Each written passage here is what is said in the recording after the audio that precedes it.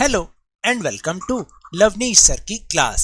आज की ये शिक्षा निदेशालय राष्ट्रीय राजधानी क्षेत्र दिल्ली की वर्कशीट नंबर 17 जो कि कक्षा 9वीं के विद्यार्थियों के लिए है। यह ली गई है सामाजिक विज्ञान के भूगोल विषय से और आज इसमें हम फिर से एक बार अध्याय नंबर 2 भारत का भौतिक स्वरूप इसको जारी रखेंगे।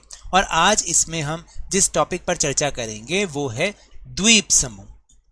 द्वीप समूह यानी कि जो वह भाग, जमीन का वह भाग जो चारों तरफ से समुद्र से घिरा होता है उसे हम द्वीप कहते हैं। और द्वीपों के समूह को यानी छोटे छोटे जो द्वीप हैं उनके समूह को हम द्वीप समूह कहते हैं। तो चलिए जानते हैं कि हमारे भारत में आखिर कौन से द्वीप समूह हैं। तो देखिए, भारत में 2 द्वीप समूह हैं और इन भारत के द्वीप समूह को हम 2 प्रमुख वर्गों में रखते हैं। एक है अंडमान और निकोबार द्वीप समूह और दूसरा है लक्षद्वीप समूह। तो हम एक एक करके दोनों की विशेषताओं को, दोनों के बारे में हम एक एक करके जानेंगे। तो सबसे पहले हम शुरुआत करते हैं अंडमान और निकोबार द्वीप समूह से। देखिए, जो अंडमान और निकोबार द्वीप समूह है वो बंगाल की खाड़ी में उत्तर से दक्षिण की तरफ फैले हुए द्वीपों की माला है, यानी ग्रुप ऑफ आइलैंड है उत्तर से दक्षिण की तरफ फैले हुए द्वीपों की। यहाँ द्वीपों की संख्या 572 है और इसका उत्तरी भाग अंडमान द्वीप तथा दक्षिणी भाग निकोबार द्वीप समूह के नाम से जाना जाता है। इसका निर्माण अल्पाइन काल की वलन प्रक्रिया से हुआ, यानी कि वलन प्रक्रिया का मतलब है, ये कहते हैं कि ये जो हैं तो ये पहाड़ियाँ आई लेकिन ये समुद्र में डूबी हुई हैं, जिनके कारण ये जो है वलन प्रक्रिया का मतलब जैसे हिमालय का निर्माण हुआ है वलन के द्वारा, जब 2 प्लेट आपस में टकराती हैं और बीच की जगह उठ जाती है, ऐसे ही समुद्र में जो है वो जगह ऊपर उठी हुई है और उस माना जाता है कि ये उन्हीं का ही एक भाग है। ये माना जाता है कि ये द्वीप समूह निमज्जित पर्वत श्रेणियों के शिखर है। मैंने अभी जैसे समझाया, निमज्जित का मतलब पानी में डूबे हुए पर्वत श्रेणियों के शिखर हैं। ये देश की सुरक्षा के लिए अति महत्वपूर्ण है। यहाँ अत्यधिक विविधता के पादप और जंतु भी पाए जाते हैं। फिर इसकी एक और खास बात है कि विषुवत वृत्त यानी कि भूमध्य रेखा के निकट होने के कारण यहाँ की जलवायु विषुवतीय है तथा ये घने जंगलों से आच्छादित यानी कि भरा हुआ है। देखिए, क्योंकि आपको पता है हमारा देश भारत लगभग 8 डिग्री के आसपास, 8 डिग्री अक्षांश के आसपास स्टार्ट होता है। ठीक है, जो 8 डिग्री है वो 0 डिग्री लाइन के नज़दीक है। तो इसलिए यहाँ की जो जलवायु है वो कैसी है, विषुवतीय है, यानी जहाँ जैसा भूमध्य रेखा पर होती है लगभग वैसी ही जलवायु यहाँ पर भी होती है, यानी गर्मी बहुत ज़्यादा।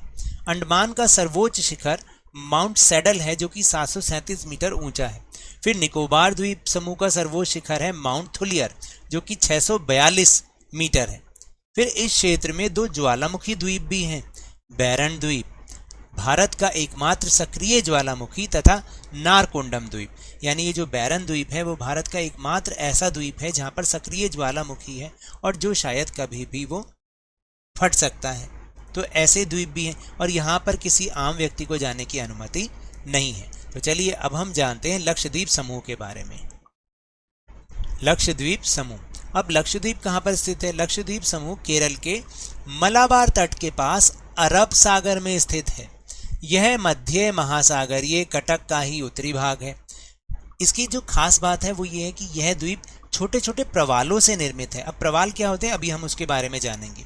इसमें कुल मिलाकर लगभग 36 द्वीप पाए जाते हैं और पूर्व में यानी पहले इन्हें लकादीव, मिनिकाय तथा एमीन द्वीप के नाम से जाना जाता था। 1973 में 1973 में इनका नाम लक्षद्वीप रखा गया। यह कुल 32 वर्ग किलोमीटर के छोटे से क्षेत्र में स्थित है, यानी कि देखा जाए तो ये लगभग दिल्ली से भी छोटे हैं।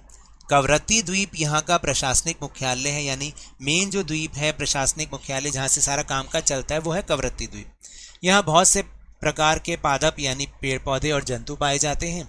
अब हम जानते हैं कि आखिर प्रवाल क्या होते हैं। देखिए, प्रवाल या पोलिप्स कम समय तक जीवित रहने वाले सूक्ष्म प्राणी हैं, बहुत सूक्ष्म प्राणी हैं जो कि समूह में रहते हैं। इनका विकास छिछले तथा गर्म जल में होता है और इनसे कैल्शियम कार्बोनेट का स्राव होता है जो हम जैसे सीप बोलते हैं जिसे, और ये अपने चारों तरफ एक खोल बना लेते हैं।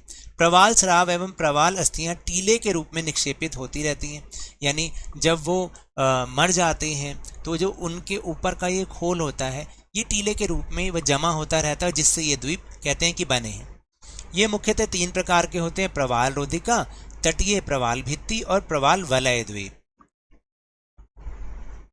और ऑस्ट्रेलिया का ग्रेट बैरियर रीफ प्रवाल रोधिका का एक उदाहरण है। याद रखिएगा, ऑस्ट्रेलिया का ग्रेट बैरियर रीफ प्रवाल रोधिका का ही एक उदाहरण है। प्रवाल वलय द्वीप गोलाकार या हॉर्स शू के आकार वाले रोधिका होते हैं। तो चलिए अब हम चल रहे हैं अपने प्रश्नोत्तर की ओर। पहला प्रश्न है कि प्रवाल क्या होते हैं। अभी अभी हमने समझा कि प्रवाल या पोलिप्स कम समय तक जीवित रहने वाले सूक्ष्म प्राणी हैं जो कि समूह में रहते हैं। इनका विकास छिछले तथा गर्म जल में होता है और इनसे कैल्शियम कार्बोनेट का स्राव होता रहता है, यानी उनमें से वो निकलता रहता है। फिर दूसरा प्रश्न है कि भारत में कौन कौन से द्वीप समूह हैं, इनके नाम लिखिए और भारत के राजनीतिक मानचित्र में दर्शाइए भी। तो देखिए यहाँ पर 2 द्वीप समूह हैं, अंडमान और निकोबार द्वीप समूह। अब भारत के राजनीतिक मानचित्र में हम आपको दिखा रहे हैं और आपको भी इसको मानचित्र में दिखाना है और फिर सरिया मैम को भेजना है। तो देखिए ये है भारत का रेखा मानचित्र और यहाँ पर है बंगाल की खाड़ी में अंडमान और निकोबार द्वीप समूह, ये वाला, ठीक है। और ये तो यहाँ लिखा भी हुआ है, आप ध्यान से देखिएगा, अंडमान और निकोबार द्वीप समूह। और अरब सागर में ये है अरब सागर और यहाँ पर है ये बहुत छोटे छोटे द्वीप समूह हैं, इनका नाम है लक्षद्वीप समूह, ठीक है। इस तरह से हमें दिखाना भी है एक खाली मैप में इन्हें भरकर। फिर इसके बाद है लक्षद्वीप की प्रमुख विशेषताएं बताइए। देखिए वैसे तो ऊपर कई सारी विशेषताएं, हमने केवल 3 ही लिखी हैं। जैसे लक्षद्वीप समूह केरल के मालाबार तट के पास अरब सागर में स्थित है। नंबर 2, यह द्वीप छोटे छोटे प्रवालों से बना है। और नंबर 3, 1973 में इनका नाम लक्षद्वीप रखा गया। फिर प्रश्न नंबर 4, अंडमान निकोबार द्वीप समूह की जलवायु कैसी है और क्यों। देखिए विषुवत वृत्त या भूमध्य रेखा के निकट होने के कारण अंडमान और निकोबार द्वीप समूह की जलवायु विषुवतीय है। और फिर पांचवा प्रश्न है कि द्वीपों पर जीवन कठिन क्यों होगा या क्यों कठिन होता है। देखिए सबसे पहली बात, यहाँ पर रोजगारों की कमी होती है। फिर दूसरा पॉइंट है कि विभिन्न प्रकार की फसलों को यहाँ नहीं उगाया जा सकता, यहाँ तक कि खाने पीने का सामान भी दूसरे राज्यों से पहुंचाया जाता है। पीने योग्य पानी की कमी होती है क्योंकि चारों तरफ समुद्र से घिरा होता है और इन सभी कारणों से ही द्वीपों पर जीवन कठिन होता है।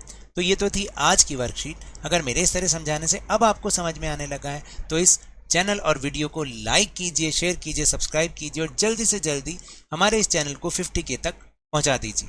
लेकिन याद रखिएगा, घर से बाहर निकलते समय मास्क जरूर लगाएं और 2 गज अथवा 6 फीट की शारीरिक दूरी का पालन करें। और जब भी आपकी बारी आए कोरोना का टीकाकरण जरूर कराएं, क्योंकि कोरोना को हराना है और जिंदगी को एक बार फिर से सुहाना बनाना है और उसके बाद स्कूल भी जाना है। इसी उम्मीद के साथ बहुत बहुत धन्यवाद।